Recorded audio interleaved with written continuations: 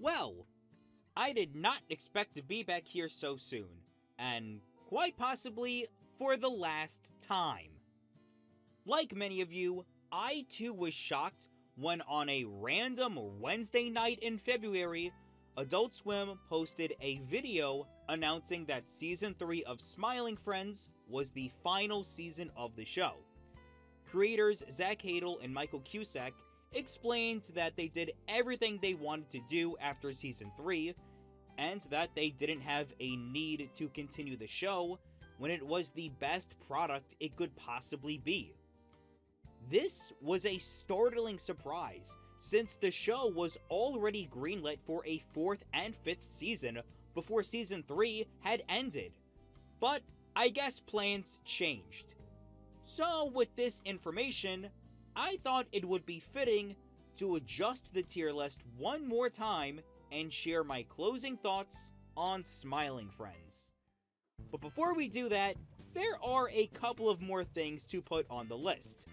When Season 3 was coming out, it was announced there would be 10 episodes. However, only 8 were released at the time. But with the show ending, Adult Swim put out the remaining episodes, which is really nice of them, since now the show doesn't have any true lost media attached to it. In addition, there is one more Smiling Shorts to rank. And this time, I made this tier list. That way, I don't have to use anyone else's that's missing the bonus episodes or the Smiling Shorts. The Smiling Short card game was released first, and much like Roy Disney, it's able to encapsulate the tone of the show within 60 seconds. Realistic dialogue of playing a tabletop game, the sudden realization of Pim drawing the Devil Demon card, and the over-the-top way the short ends. This is yet again another S tier short. Now, as for the 2 episodes that were released back to back, and well, I can kinda see why they were left on the cutting room floor. These episodes aren't bad per se, but if they were released with the rest of the season, they would pale in comparison. Both episodes feel undercooked, like they needed more time to develop and revise their ideas. Hell, these episodes weren't released by the time Season 3 started, and only after the show got cancelled did they go back and get these 2 episodes done. So, to start things off, I'm going to rank both episodes together and place them in a comfy B tier. Although I kinda prefer Friendbot over the Alan episode, in my opinion. Like I said, these episodes aren't bad, but if they were released everywhere else, I would have placed them in, no joke, C tier. But because these episodes came out after the fact, I don't see these episodes as a part of Season 3. Just some extra stuff that was made during the production of the season. Hence why I'm being less harsh on my ranking. Plus, these episodes are not considered finales, so I see them as bonus songs to albums. Just more content that doesn't necessarily work with the main structure of the album. Let's start with Friendbot. And this episode feels more like it belongs in Season 1, for how simple the premise is, and it would have worked a lot better if it was airing there. I think it's a hit on AI, with Friendbot using ChatGPT and Midjourney for all of the answers in the world, but I didn't get that impression when first watching the episode. Now upon rewatches, I can kinda see what they were getting at, and also I am not a supporter of AI, let's just get that out of the way. But I felt like the show did a poor job of explaining that message. There are some funny bits, like Charlie's obsession with his hot dog ideas, which is something that hits close to home, Alan painting the same woman over and over again, which is actually Emmy Threads, who made the life-sized Alan doll in real life, or the boss using Friendbot as a sex doll, or sex robot. But these are all minimal scenes or background jokes, nothing that elevates the episode to A tier. I do like how Charlie gets scammed at the start of the episode with the protein powder, which comes around in the end where FriendBot turns out to be a scam. And also, if they got a real life scammer to play the FriendBot, that would have made it even more ironic. Just getting some random Indian tech scammer to read a bunch of lines, show his face on camera, and broadcast it to the entire United States, that's funny. And as for Charlie's uncle dies and doesn't come back, I feel like this was an episode where Hadel and Cusack wanted to cram everything they had in mind for the show in one episode. Charlie's uncle is finally revealed, only to show that he is a deadbeat criminal that Charlie is afraid of. And he's played by John DiMaggio, so, bonus points for a Cartoon Network Adult Swim regular, I guess. It's actually similar to Ed, Edd and Eddy, where Eddie's brother is revealed in the Big Picture Show, a character spoken with grace by a relative, but only in fear because of how destructive the person is. The difference here is that Charlie's uncle only tests Charlie to stand up for himself, and he actually does care for him, even if they do get in the way of all of his other irrelevant crazy antics that occurs in the episode, which winds Charlie's uncle in jail for presumably the rest of his life. Over on the B-plot, Alan goes on a date that starts to work out, but in the end is revealed to be his landlord the whole time. And this is the only part I'm conflicted on. The show wanted to make good on their promise of bringing back the landlord as hinted in the Alan episode in Season 2. But I feel like his inclusion here was a last-minute addition. Nothing prior hinted at it being the landlord in disguise, and again, it felt like something the show wanted to resolve from last season. The landlord says he will meet Alan again before leaving here, implying that the show was planning to do more with the character in seasons 4 and 5, which honestly, I am all for. Mr. Landlord is a far more entertaining and well-defined character than Mr. Frog would have ever been. Fight me on that. But it feels like a glimpse of what we could have gotten if the show continued, which almost kind of makes this a tease, especially with this being the last episode to air. Again, I don't consider this a real series finale, nor does Hadel and Cusack. Just some table scraps left on the counter and stitched together to make an 11-minute episode. Let's have an episode where we finally see Charlie's uncle, as well as have Mr. Landlord return, and let's throw a trumpet guy reference in there, why not? And that's why I believe these episodes either were underdeveloped or maybe had a shorter budget in the same vein as the Brazil episode. But the reason why that is an A tier was that it was able to do a lot with working with so few resources, creating a memorable experience. FriendBot and Charlie's uncle feel like they want to do more with what they were given and tried to hit on all cylinders. And I don't think it was executed that well. And maybe that's why both episodes feel similar, especially when both end with an unmasking of some kind. I didn't dislike either episode, they were just middle of the road. And the best middle of the road spot I could give them is the middle of B tier. And with that, we have all of Smiling Friends ranked. While my opinions haven't changed much with seasons 1 or 2, there are some episodes of season 3 I want to readjust. It was too naive of me to place every episode, except Mr. Frog, in either S or A tier. The Witch episode, while having some comedic bits sprinkled throughout, isn't an episode I would go out of my way to watch in its entirety again. Yes, the ending and post-credit scene does save it from going into C tier, but I think a high B, low A tier could suffice. And honestly, the same goes for Pim.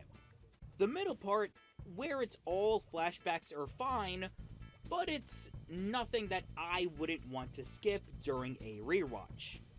But as a positive, Silly Samuel is moving up to S tier, since it's such a great way to start the season, and similar to Gwimbly in a lot of ways, with the characters that's looking for help being a 3D creature, and how the B plot wraps around to the A plot in the end. And of course, there's no need to move either the camping episode or Squim.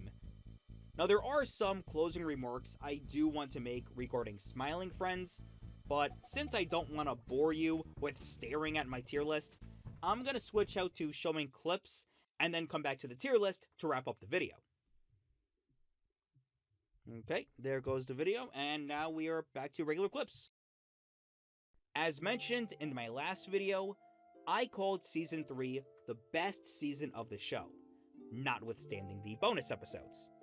So, the fact that the show decided to end the series here was a shock, since it literally reached to the peak of its popularity and quality. And yet, the show ended even though it was proposed for 2 more seasons, which would likely dip in quality, but nobody is certain on that fact. They could have been just as good as Season 3, again, we don't know. But looking back on the season, it's almost prophetic that so many episodes have an element of finality. And this is months before the show got cancelled. Walls Guy revealed to be dead, Mole Man moving on from his obsession with Pim and Charlie, getting to see the origins of the Smiling Friends company in multiple different ways, Squim being the first Smiling Friends employee. The bonus episodes show Charlie's uncle for the first and only time, with how Pim and Charlie believe he's going to die by the end of the episode. Mr. Landlord getting his revenge. The idea that the Smiling Friends may not be needed due to Friendbot. Culminating in the season ending with Gleb finally being accepted for who he is by those who care for him.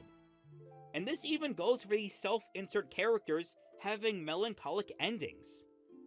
After Cool Autistic Gamer 774's Silly Samuel video exploded, the edits to the channel became less and less elaborate, some of which being regular re-uploaded clips of the show. But the final video would be a proper send-off to the channel. Based off of the Shamoogles episode, it shows the Smiling Friends building after Pim and Charlie leave, with Cool Autistic Gamer 774 walking around the office, now dark and abandoned, concluding with him saying thank you one last time, as he too moved on from Smiling Friends. But on the night of the bonus episodes, he would live stream him playing a modded version of Undertale where every sprite was replaced with a character from Smiling Friends. But that too ended with a memorial of the show. In addition, there is another self-insert I did not bring up last time, and that's because I consider this person as an actual fan of the show and not some ARG the staff made, again, in my opinion. Known as Critter Clips 2002, the channel would depict the self-insert Dolly Dimple, inserted into several Smiling Friends episodes. But as the videos progressed, Dolly became self-aware that she is a fan-made creation, needlessly extending scenes of her talking and nobody acknowledging her presence, culminating in once again a clip from the Shamoogles episode, where she punches Charlie and vents her frustrations of constantly being ignored by everyone. But once she leaves the frame, Charlie gets right back up and the clip continues like nothing happened. The next video on the channel was a clip from the Gleb episode. Here, Dolly exits the video in tears early on, and then the rest of the clip continues unaltered, signifying the end of the channel and Dolly's involvement in the show. Now the channel would come back following the bonus episodes, making edited clips of previous episodes, but chronologically speaking, Dolly's last appearance would be in the Gleb episode, crying her eyes out. By having 2 of the most popular self-insert channels ending on a downer note, it only adds into the fact that Smiling Friends was a show expecting an early end. But there is one episode from the season that strikingly bears parallel to the fate of the show, and it's ironically the episode I ranked the lowest of the season. Translated in English, The Fantastic Voyage of Mr. Frog was a send-off to a fan favorite, yet one-note character. The episode opens with the question that now Mr. Frog is the president and conquered every nation on the planet, now what? There is nothing for him to destroy or spread his chaos to, because he already did everything. By becoming the most powerful being in the universe, everything beneath Mr. Frog bores him. This is a similar dilemma Smiling Friends faced during its third season. It was now Adult Swim's #1 show, and even people who never watched the channel knew about Smiling Friends through memes and clips. But once it gained its highest popularity, reaching the cultural zeitgeist, where could the show possibly go from here? So, with the ending of Mr. Frog achieving inner peace with everything he had done, it foreshadowed the same fate of the series, accepting its achievements and ending on a high note. Now, this doesn't mean I'm going to move the episode out of C tier, because I still find the second half to be a slog. The conversation Mr. Frog has with his father was not only uncomfortable for how realistic the dialogue was, but it was played entirely straight, with no jokes to lighten the mood. It also doesn't help that the final scene with the God Bug being a random conversation of meaningless nonsense, leading up to a unsatisfying closing credits. And again, Pim and Charlie disappearing until the post-credits.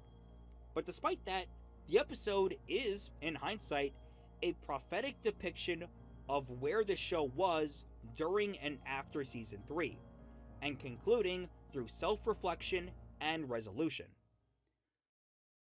Now that Smiling Friends is over, many people are glad that the show didn't overstay its welcome and enter seasonal rot.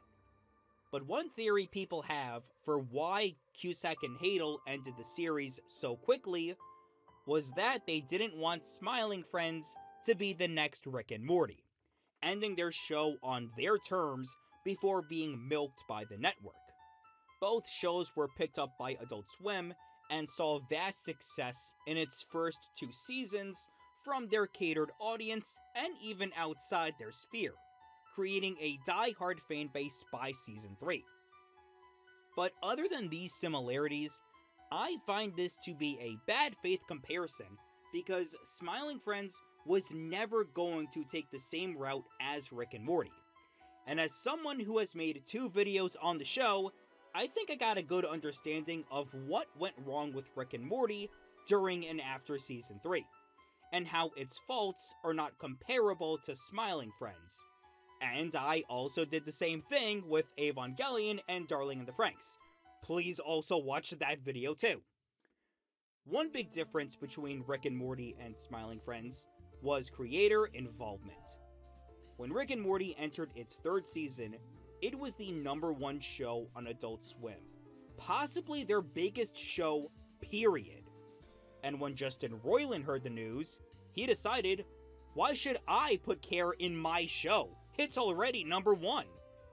This decision would lead the show being neglected in the writing department for the next 4 seasons, undo the new status quo that was established in the Season 2 finale during the Season 3 premiere.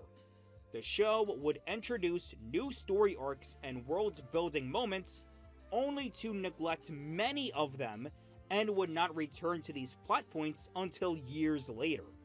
It almost felt like a chore for the show to bring up plot threads introduced in Season 3, only for them to both reintroduce and resolve the conflicts in future season finales, and only in season finales. When the show wasn't neglecting its lore, it focused on the most juvenile premises, with more than one episode revolving around incest. Behind the Scenes was no better, with Roiland constantly drinking in the recording booth, the sexual assault allegations, and ultimately being removed from his show. But then what happened? Season 7 started to turn things around, not reserving the Rick Prime storyline for the finale, it being brought up in several episodes before the finale, and ending the plot thread mid-season. I haven't seen Season 8 yet, but I hope things do continue in an upwards trajectory with Season 9. Now contrast all of that to Hadel and Cusack, who put their 110% into every episode of Season 3, regardless of Smiling Friends being Adult Swim's #1 show. It was for their dedication and supervision of every episode, which is why I, and many others, believe Season 3 to be the best season of the show. I have no doubt if we got Seasons 4 and 5, they would have continued to put the same effort as they did in prior seasons. Another difference between the two shows was with its fans and how Adult Swim treated each series. Like I said, they never had a show like Rick and Morty blow up so quickly, or one that entered the mainstream conscious. Yes, there were things like the Boston bomb scare for Aqua Teen Hunger Force, but that did not put Adult Swim in a positive light. So with Rick and Morty, Adult Swim tried to expand the main demographic to everyone. The problem was that most, and I repeat most, not all, fans of Rick and Morty are Redditors, the worst kind of fans. So by having this group mingle with the casual fan, it painted Rick and Morty as this snobbish, self-entitled cesspool of toxicity and degeneracy that nobody took seriously when Season 3 started. Look no further to how so many people overreacted to the Szechuan sauce fiasco. Smiling Friends, on the other hand, favored more towards a casual, internet-friendly audience, but not afraid to make some deep cuts, making the show easily accessible for anyone, regardless of how many episodes a person has seen of The Nostalgia Critic, or know about Mr. Plinkett's 70-minute long rant on The Phantom Menace. But also, Adult Swim by this point had the experience on how to deal with fan events on their most popular shows. They took notes of what worked and what didn't with Rick and Morty, and used those lessons to give the Smiling Friends fandom events that didn't turn to chaos. They held several outdoor events at Comic-Con of all of their shows, followed by a huge Smiling Friends pop-up event in New York for one weekend. I tried to go to the event myself, but the line was so long that it snaked around the foot of the Brooklyn Bridge. But from what I saw, the line had countless people dressed up as characters from the show. So many fans in either yellow or pink body paint, red morph suits and a blue tie, or wearing a purple wizard hat to show their love and appreciation for the series. And to my knowledge, nobody got hurt in either of these events, compared to the Szechuan sauce riots across the many McDonald's in the country. Adult Swim got smarter in how they exposed their biggest shows to the mainstream public. It was not because Smiling Friends was a better product compared to Rick and Morty, or because they have the better fanbase, although that point could be debated. While Rick and Morty always had a larger-than-life world with storylines branching between multiple seasons, Smiling Friends was the total opposite. Episodes were mostly self-contained, but not afraid to have callbacks and references to previous episodes. In my first Rick and Morty video, I classified the two types of Adult Swim shows, either episodic serials with real themes and lessons, or self-contained cartoons that stoners can turn their brains off to. And while Rick and Morty struggled to fall in the first category, Smiling Friends was a show that was able to walk between the two lines. It was a show where every episode ends with the status quo untouched, and that to the outsider, it was a show of mindless noise and shapes moving around. But under the surface, the show had a lot of heart and care, treating each character with respect and dignity. There was an easy to understand method to the madness. And that's why a lot of people loved the show and expressed it for how much it meant to them. Hell, I dressed up as Pym for Halloween, something I almost never do. But I wanted to show off that I was a fan of Smiling Friends. People who never watched the show instantly recognized who I was that night. But that's just my story with Smiling Friends. There's countless others who have their tales of what the show meant to them. People have their own way of expressing their feelings towards this show. And for me, it's making a tier list of all of the episodes and shorts. But let's head back to that for some closing thoughts. This show was one of a kind, and I doubt anyone is going to imitate its success or tone anytime soon. A show made by internet creators who have legit knowledge of the medium, allowing networks to integrate more internet animators and actors to be a part of their programming, achieving further success and goodwill from their audience. It became the foundation of merging internet humor with common everyday comedy, creating something that can be watched and enjoyed by anyone. While I wish we got a 4th and 5th season, I'm not going to lose sleep over what we could have gotten, nor what we have already got. And in this day and age, it's rare for a network to not stop the creators ending their show. Something Adult Swim would have never done 10 years ago with Rick and Morty. But by learning from past experiences and the growing hospitality of internet-based TV, Adult Swim respected the decision for Smiling Friends to end. This show revolutionized what could be done with adult animation in its storytelling, humor, and control in the 21st century. And as tribute, I dedicate my tier list of every episode and short of the show ranked to express my admiration of what it means to me. As the memories, tales, and adventures of Pym, Charlie, Alan, Gleb, and Mr. Boss will live on as the Smiling Friends.